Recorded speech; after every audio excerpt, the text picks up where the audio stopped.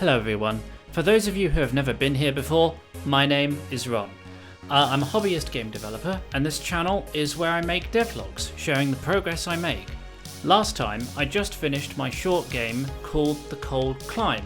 It was a platformer where you can climb up walls. Now I'm starting work on my new game called Salvager, a top-down puzzler kind of thing where you control a ship and salvage other spaceships.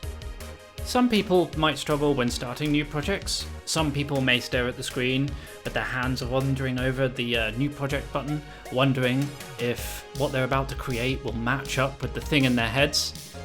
Yeah, I'm not one of those people. Maybe 4 or 5 days after I finished The Cold Climb, I started work on Salvager. I always have been a fidget. Also, I have a good starting off point. When you first download Game Maker Studio 2, they recommend you remake Asteroids as your first game. So I have the code for that lying around and can recycle it super easily into this new project. This, obviously, is a really good starting point for the ship sections, and it helped me get reacquainted with how to make this kind of thing in Game Maker again. Had to change all the collision logic, can't have my ship disintegrating every time the player hits the side of a ship that they're trying to salvage. Especially because I want to simulate momentum. So I started work on moving the ship through space, started with a red triangle, then started prototyping some ship designs, and 1, 2, 3 prototypes later, I found a design I liked. I've already added in the landing mechanic for the ship, and the switching mechanic, where you take control of the salvager. Everything seems to work pretty well, with no major bugs thus far. So unless I want to drag on this devlog, I need to talk about something else. So why not talk about the process behind starting new ideas itself? I mean, it makes sense. This devlog series won't be as technical as my first series. I'm trying to move more towards talking about the ideas and how I'm going to implement them, not just what I've done from week to week. So the best advice I can give for starting a new project is just to start working on it immediately. Don't worry about the planning at the start. You can just make some loose bullet points, i.e. what's this new project about, what do you want from it, does it have a time limit? If it's a game, what's the player going to be doing? What's the basic mechanics? And that's just it. Just dive right in and start hacking at it. Don't overthink and start iterating and reiterating as the project grows and evolves. You can always rework later if something better comes to mind. In fact, whilst I was writing the script, I decided that I would change how the ship and salvaging section worked in the game.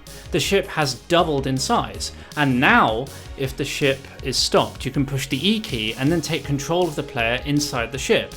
I had to make all kinds of wall objects and a couple of door objects that rotated around the ship's central point to make this all work, but I think it really adds to the game feel. I.e., it makes the ship feel like an integral part of the game if the player has to manually get in and get out of it and restart the ship when they land. It's just a small thing, but it makes quite a big difference. I was quite surprised. This kind of thing only becomes obvious once you start working on the game or project in question. The idea came when I was watching a YouTube video, which I do way too much, and I stumbled across Sean Spaulding's video on his Ludum Dare 46 game, a car with no name, and I gave it a download and a play. Simply being able to walk around the land speeder and interact with it, and then sit in the driver's seat and make it go, just made the car much more interesting. I'm not copying everything, of course. The ship won't randomly break down and won't require the user to fiddle around with the engines, which a car with no name does. After all, the whole point of my game is that you do that to other ships. Throwing that in for the player's ship seems like overkill to me, and I think it would be frustrating. Another mistake I made last time was not getting feedback as quickly as possible. Or rather, I got the feedback on a version of the game that didn't represent the final version very well. So this time, I need to make what's termed a minimal viable product.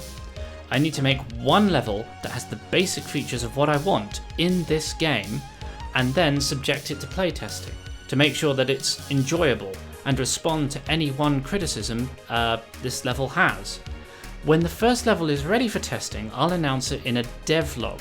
That's actually why this has taken so long to get out. I wanted to produce this first level and say, hey, my first devlog is out, play this level. Unfortunately, it's just taken a lot more to piece together than I thought. I think it's going to take like another month or two before this level is ready. But yeah, I'll let you guys know, and then you can playtest it whenever you like.